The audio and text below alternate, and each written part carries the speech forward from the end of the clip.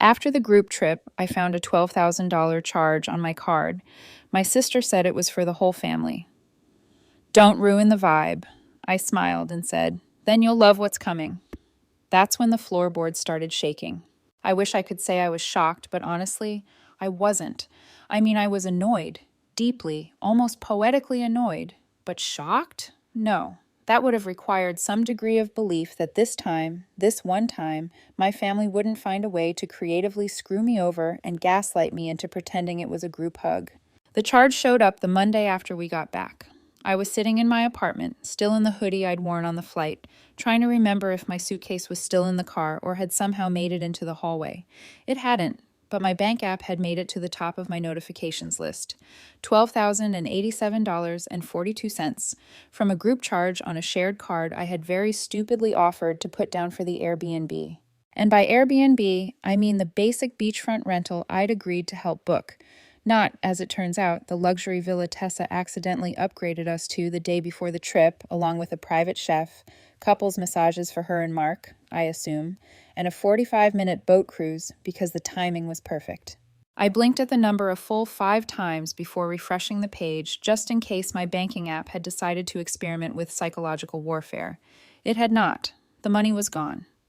My account looked like it had just survived a heist and was trying to act normal, but the trauma was visible in every line item. I texted Tessa, me.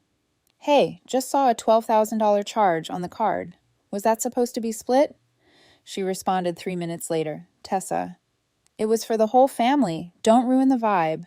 Right, the vibe. God forbid I ruin the sacred energy of let's all pretend this is fine while Catelyn foots the bill. I stared at my screen for a long time, not because I didn't know what to say, but because I knew exactly what to say. And it was either going to be the calmest sentence I'd ever typed, or the kind of message that got screenshot and added to family group chats with the caption, "She's being weird again." So I went with calm. Me. Then you'll love what's coming. She didn't respond. She probably assumed I was being sarcastic, which, to be fair, I usually am. But not this time. I closed the app, took a slow sip of cold coffee, and opened a spreadsheet. I had a name in mind before I'd even typed the first line. Expenses Tessa won't pay back. Again. That's SLS. By the time I finished the first tab, I'd added 5 more columns. I wasn't just going to ruin the vibe, I was going to end the whole playlist. Now, in case you think I'm overreacting, or that maybe this was a one-time thing, I'd like to offer a short and deeply depressing montage of moments from my financial life over the last 10 years. Age 23. Tessa borrows $500 to cover an emergency vet bill. The pet, a goldfish. The emergency, she forgot to feed it. The $500 never returned. Age 26. She borrows my car for 2 hours, comes back 3 days later with a cracked bumper and a new boyfriend. Age 29. I co-sign a lease for her because she can't afford the deposit. She gets evicted for throwing an engagement party that included a live DJ and a smoke machine in a 1-bedroom. So no, this wasn't new. It was just bigger, more dramatic, and frankly more expensive than usual. After the vacation, the group chat stayed lively for exactly 3 days. Tessa sent pictures of sunsets and cocktails with captions like #family vibes and best trip ever. Everyone responded with heart emojis and fire gifs. No one mentioned the money. I stayed quiet, not because I didn't care, I deeply cared, but because I'd learned something important over the years. If you react too fast, you become the problem. If you wait just long enough, you become the story. On Thursday, Tessa called. Hey, big sis, she chirped, like she hadn't just digitally mugged me 4 days earlier. Hey, I said flatly. So, about the card. I know it looks like a lot, but it all balanced out, right? You got the points. Ah, yes, the frequent flyer points. A whole 900 of them. Enough to buy half a soda at the airport. You charged 12 grand, I said. She sighed like I was the one being difficult. We all benefited. Don't be weird. You're doing fine. You have that job that's like really stable or whatever. I closed my eyes. I could practically hear her flipping her hair through the phone. I work in IT, I said. Not as a human ATM. She laughed. You're so dramatic. Anyway, I gotta run. We're looking at places in Tahoe for Labor Day. Talk soon. She hung up before I could answer. I stared at my wall for a solid 10 minutes after that call, listening to the faint buzz of my fridge and wondering if it would be cheaper to just let it devour me than deal with another family trip. Then I opened a folder on my desktop called Receipts. I hadn't looked at it in a while, but it was there. Years of emails, Venmo screenshots, canceled checks. I wasn't saving them to be petty. I was saving them because I knew deep down this day would come. I had every bill I ever covered, every time someone said, "Can you spot me, just for now?"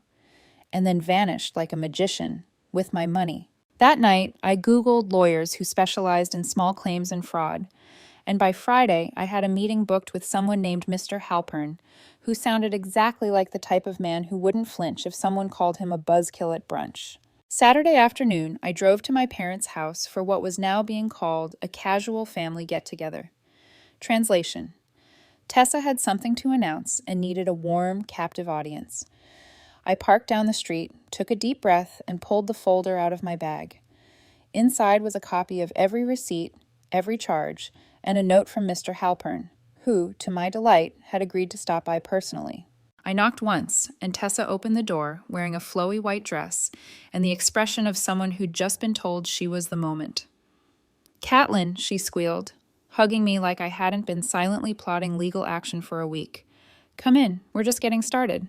She led me into the living room, where Mark was holding a tray of mimosas like a man who still thought this was going to end well for him. I smiled politely, dropped my bag by the coat rack, and sat down on the edge of the couch. Tessa raised her glass. "So happy we're all here. Seriously, this is what family's all about." I nodded once. "Then you'll love what's coming." And that's when the floorboards started shaking. The floorboards had started shaking, not from some ghostly force or explosive karmic justice, unfortunately, just someone heavy walking up the steps.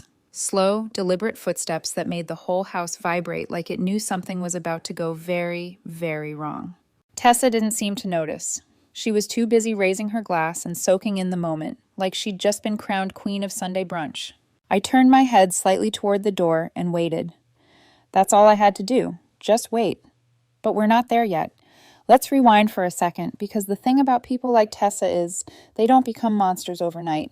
It's a long game, a slow, exhausting erosion of boundaries wrapped in charm, and just enough "but we're family" guilt to keep you from blowing everything up too soon.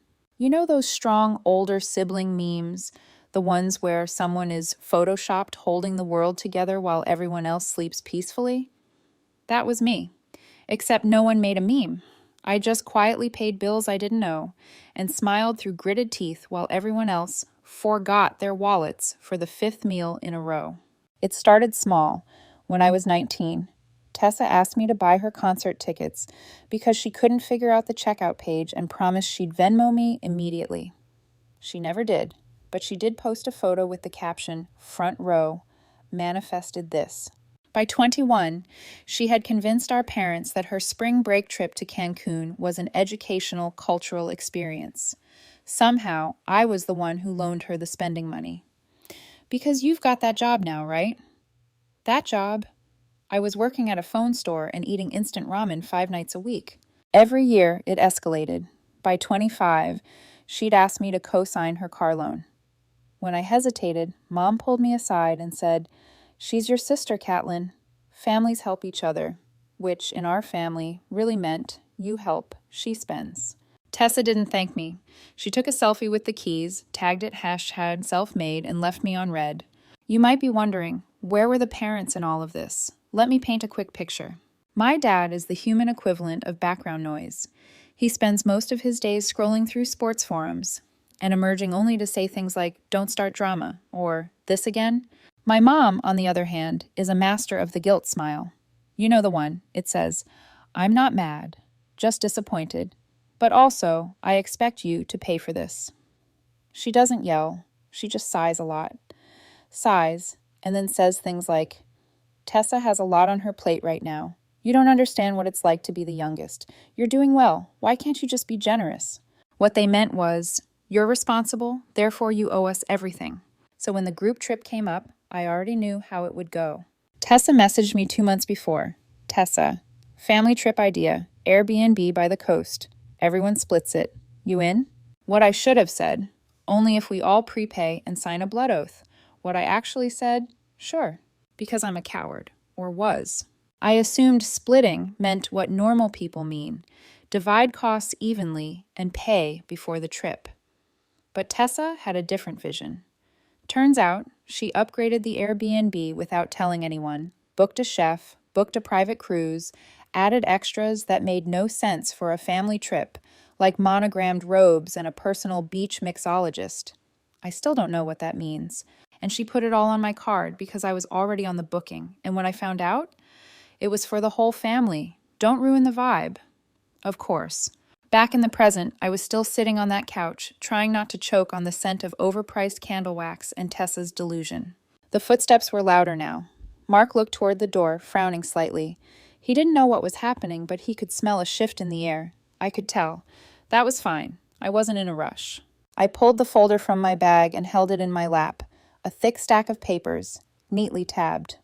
Receipts, screenshots, a notarized letter from Mr. Halpern, and a breakdown of every expense tied to my card since 2017. I had charts. Tessa was still talking. She'd moved on to a story about how someone literally begged her to become an influencer. I mean, it's exhausting being this magnetic, she said, flipping her hair like she was being filmed. Mark chuckled and offered me a mimosa. I declined. I'd need my brain fully online for what was coming. That's when Mom shuffled in from the kitchen, holding a plate of avocado toast like it was a peace offering. "You're quiet, sweetheart," she said gently. "Everything okay?" I looked at her, really looked. There was no awareness, no recognition that anything had gone wrong, no apology. No, I heard about the charge. Let's talk. Just vibes and brunch and silence. "I'm fine," I said, "just waiting." "For what?" she asked. I didn't get to answer because the door creaked open and someone stepped inside. He was tall, mid-60s, gray hair, neatly dressed, a black leather satchel over one shoulder. Tessa blinked. Hi, can we help you?" He adjusted his glasses. Calm, professional. The kind of calm that means he doesn't need to raise his voice to destroy you. "I'm looking for Tessa Morgan," he said. She smiled automatically. "That's me." He opened his satchel, pulled out a single envelope, and handed it to her. "You've been served," he said. The room froze, like someone had just yanked the battery out of the Bluetooth speaker mid-song. Tessa didn't move. Mark leaned forward, confused. Mom stood in the doorway, toast still in hand. Dad, from the hallway, muttered, "What's all this?" I stood up slowly and straightened my jacket. No yelling, no drama, just facts. But this wasn't the end. Not even close. Because what Tessa hadn't realized yet, what no one had realized, was that the envelope in her hand, that was just the beginning. For someone who never stopped talking, it was impressive how silent Tessa got. She stared at the envelope like it might bite her. Her fingers didn't move. Her face didn't change. It was the quietest I'd ever seen her, like the part of her brain that usually generated spin, deflection, and hashtags had just short-circuited. Mark leaned toward her and whispered something, but she didn't respond. He reached for the envelope like he might open it himself. She jerked it away. "Good." Mr. Halpern, ever the professional, gave a polite nod and turned to me. "If you need anything else, you have my number." "I do," I said. "Thank you." He left the same way he came in, calm, unbothered, as if he had 6 more brunches to ruin before lunch. The silence that followed was awkward, to put it lightly, like someone had hit pause on a sitcom at exactly the wrong moment, except no one was laughing. Just Tessa, frozen with a legal envelope in her hands, and the rest of the family looking like they'd walked into the middle of a play with no script. "What is this?" Mom asked finally, her voice low but sharp. Tessa didn't answer. Mark turned to me. "What the hell, Catelyn?" I tilted my head. "Are you confused or just hoping I am?" Mark blinked. "You brought a lawyer to brunch?" "I didn't bring him," I said. "He brought the law. There's a difference." Tessa finally found her voice. Barely. "This is ridiculous," she snapped. "You're suing your own sister?" I shrugged. "Not suing, just pursuing repayment. Formally, legally, since all other methods seem to be incompatible with your lifestyle." "I told you I'd pay you back," she shouted. "Really?" I pulled out my phone. "Because I've got our last 30 messages, and not a single one includes an apology, a payment, or even a Venmo request, unless I missed the part where 'don't ruin the vibe' counts as financial restitution." Dad spoke up from behind his newspaper, like he'd just remembered he had a daughter. Catelyn, come on, this is family. That line, I said, has been used to excuse everything from unpaid rent to stolen identity. So unless you're planning to say something original, maybe just sit this one out. His mouth opened, then closed. Back to the sports section. Mom stepped forward, placing her hands on the table like a disappointed guidance counselor. You could have talked to us first. I did, I said, for years. I meant recently. You mean after the $12,000 unauthorized charge? I said. Or after the 5 years of being treated like an unlimited debit card with a Wi-Fi connection? Her lips pressed together, no comeback. Just that tight, polite fury she wore whenever the truth made her look bad. I can't believe this, Tessa muttered. This is actually happening. You know what's wild? I said. Neither can I. She looked up. Her eyes were glossy now, not from sadness, but from the shock of someone not backing down. You're blowing this way out of proportion. No, I said, sliding the second copy of the spreadsheet across the table. I'm finally giving this the proportion it deserves. She didn't touch it. Mark did.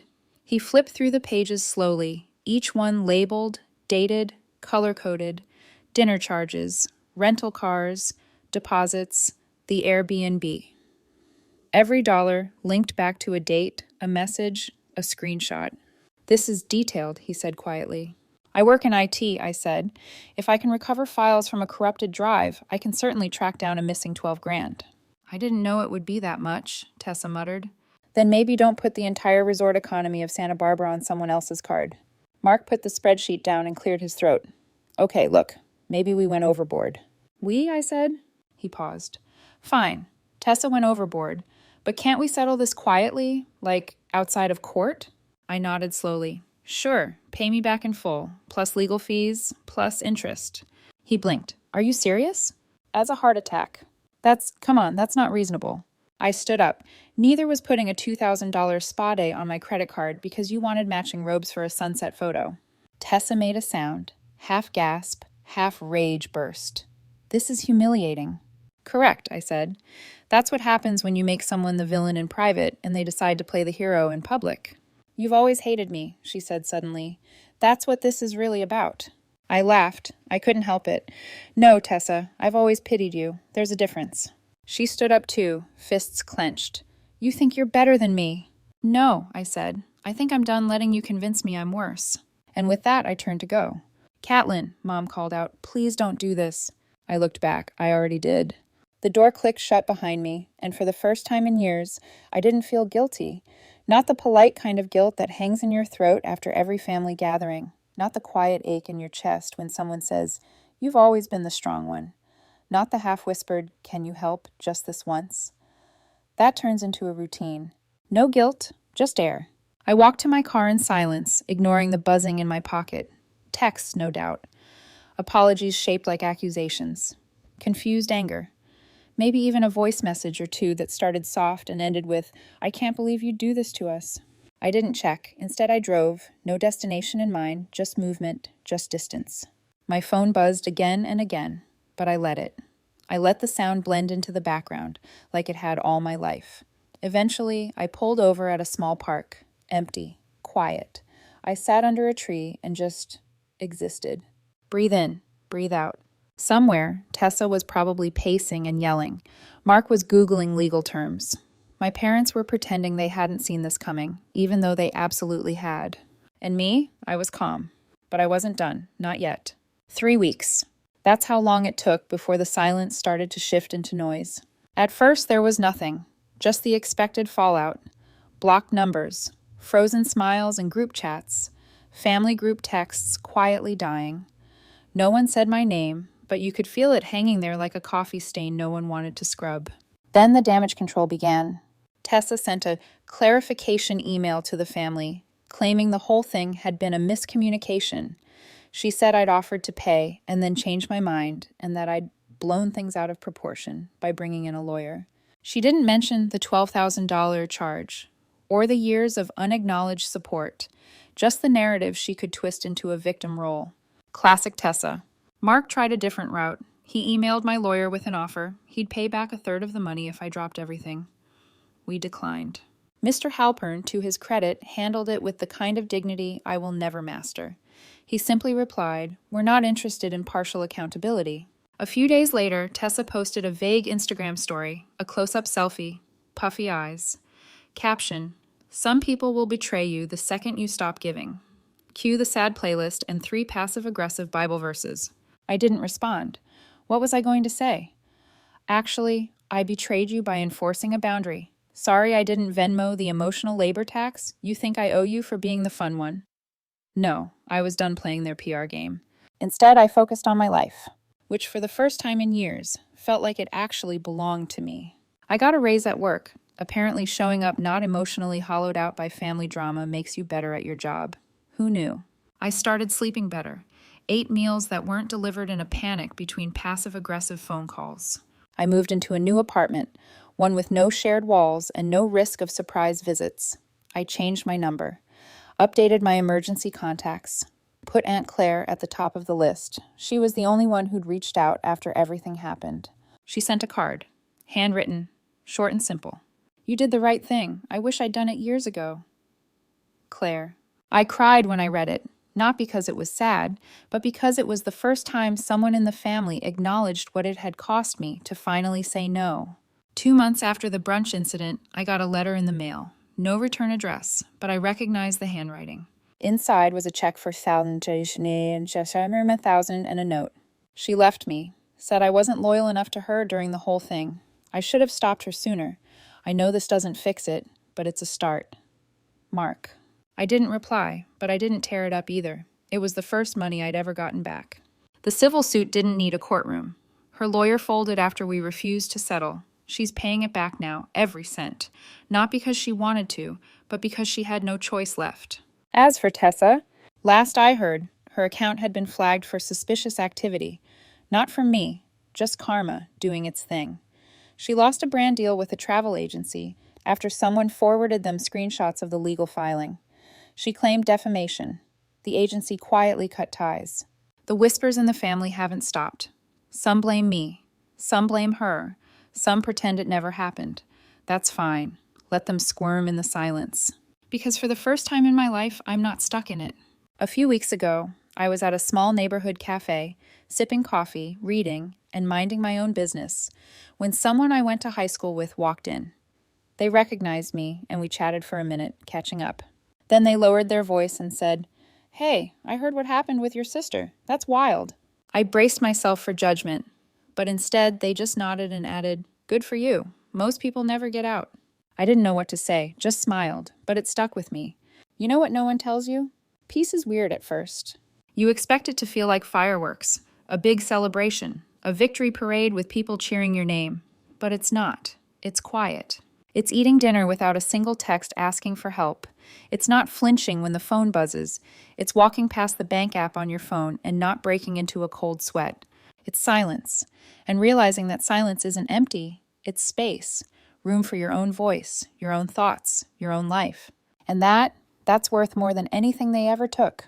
I still think about it sometimes. That moment, the envelope, the look on Tessa's face when someone finally told her no and backed it up with paperwork. Part of me wishes it didn't have to go that far, that someone else would have stepped in sooner, that maybe, just maybe, my parents would have said, "This isn't okay," instead of, "Can't we just move on?" But another part of me knows, if I hadn't done it then, I never would have done it at all. If I hadn't made a scene, I'd still be paying for hers. Sometimes I still wonder if I went too far. Should I have tried one more conversation? Another chance to explain how much it hurt? Another round of quiet disappointment that no one heard me? Or maybe, just maybe, this was the only way they'd ever listen. What do you think? Did I go too far, or was I finally just setting a boundary they couldn't ignore? Let me know in the comments. I want to hear what you'd have done. And if you made it to the end of this story, don't forget to subscribe for more just like this. Because sometimes the only way to stop being the family's doormat is to close the door for good.